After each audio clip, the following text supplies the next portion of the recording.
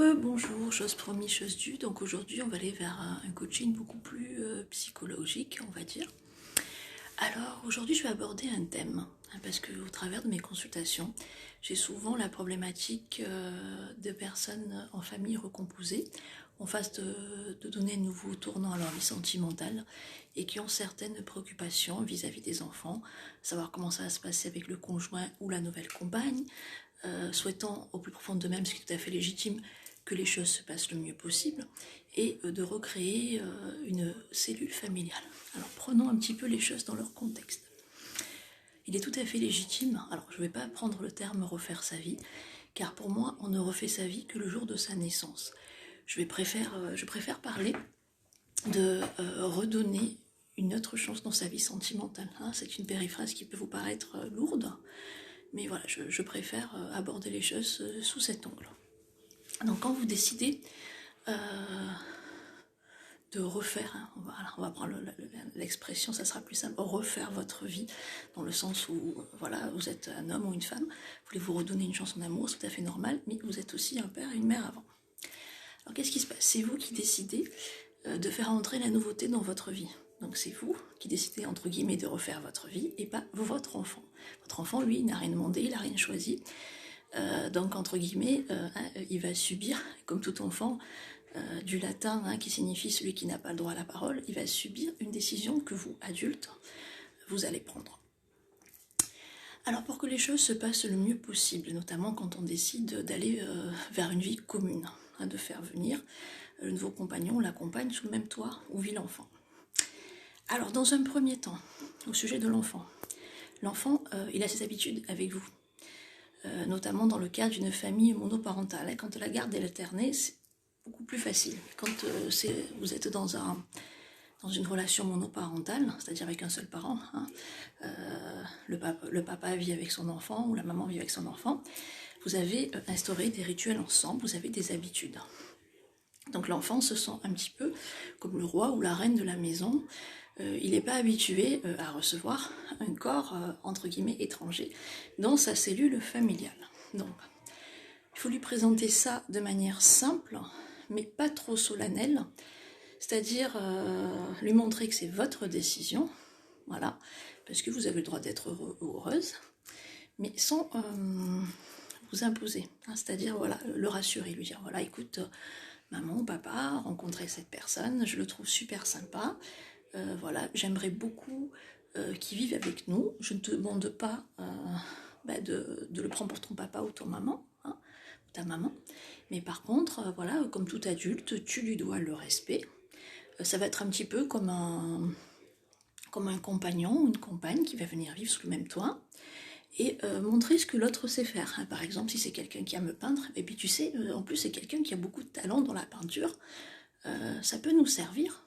Vraiment le rendre complice de la situation, ou bien, tu sais, elle cuisine très très bien, donc ça peut être bien, ça peut être sympa pour le goûter. Qu'est-ce que t'en penses? Toujours demander l'avis à son enfant, pour pas qu'il se sente rejeté ou dans une place inconfortable. Ensuite le rassurer en disant, voilà, qu'il y aura des règles.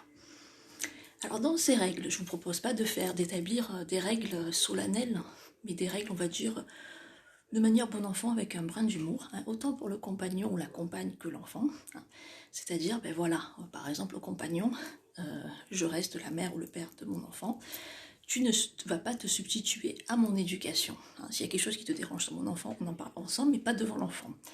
De deux, tu n'as pas à prendre des décisions à ma place concernant l'enfant. De trois, avoir bien sûr un respect. Avoir un respect, c'est très important. Et ensuite, je sais quand on est dans une relation amoureuse, on est comme des adolescents, on est en mode love to love. Évitez d'avoir trop d'effusion, de flirt ou à connotation style bisou, se bisouiller, ou dans un élan dans la sexualité, de ne pas faire attention, de laisser la porte ouverte, et de laisser l'enfant, bien sûr, patiemment, assister malgré lui à une scène sexuelle entre vous, parce que ce sont des choses qui peuvent arriver, et il faut savoir que ce genre de choses a des conséquences très lourdes pour l'enfant, parce que l'enfant, si vous voulez, surtout quand c'est un jeune enfant, il a été créé dans un acte sexuel. Hein. Donc pour lui, il est associé à l'amour, il est associé à la pureté, ou en tant que père ou mère, il vous sacralise, il voit en vous une divinité, quelqu'un de pur. Hein. De vous voir dans cette posture-là, ça le ramène à un rejet de lui-même par rapport à sa naissance et par rapport à sa conception. Il se sent sale et il peut plus tard développer des traumatismes très très grands. Hein. Si vraiment ce genre de scène arrive, il faut vraiment l'éviter au maximum.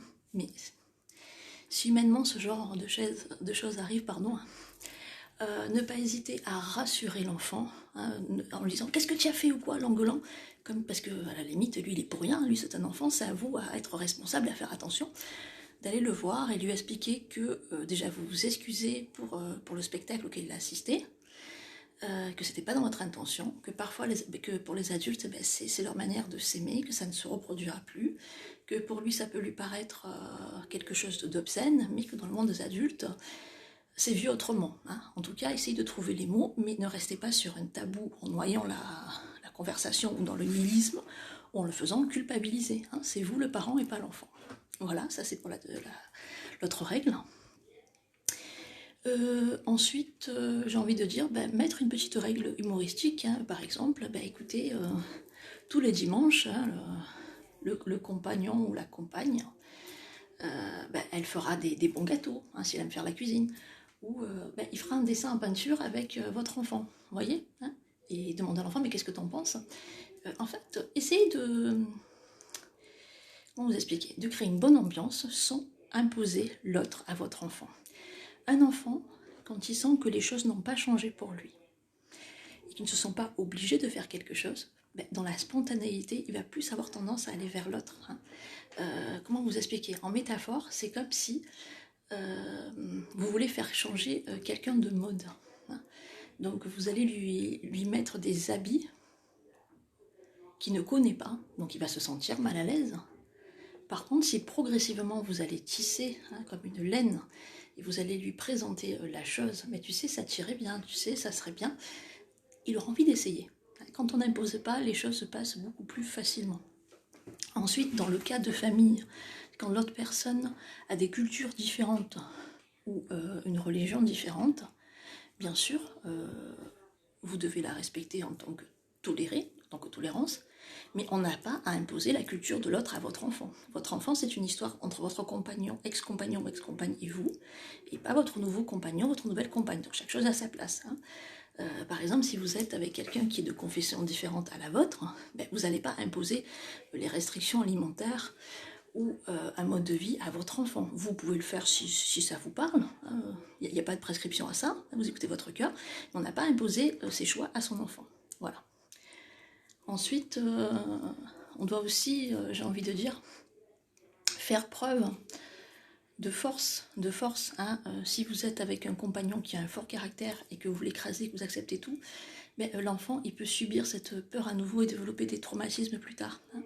Donc il faut bien peser le pour et le contre, et avant d'aller dans une vie commune avec une nouvelle personne, apprendre à la connaître, hein, à l'analyser psychologiquement et sans rentrer dans une paranoïa, parce que là, elle va rentrer dans votre vie, mais celle de votre enfant aussi. Donc c'est très important. Et ensuite d'instaurer bien sûr des moments. Hein, si tous les mercredis vous avez l'habitude d'aller à la piscine avec votre enfant, vous n'allez pas changer les règles et vous n'allez pas imposer le compagnon ou la compagne. Vous continuerez à avoir ces petits moments à vous deux, hein, pour montrer que rien n'a changé. Hein. Et si après votre enfant de lui-même il dit écoute, j'aimerais bien que ton compagnon ou ta compagne, je ne sais pas s'il appelle tonton ou tata ou par son prénom, vienne, dans ce cas-là, oui bien sûr avec plaisir, mais ne l'imposez pas d'emblée. Hein.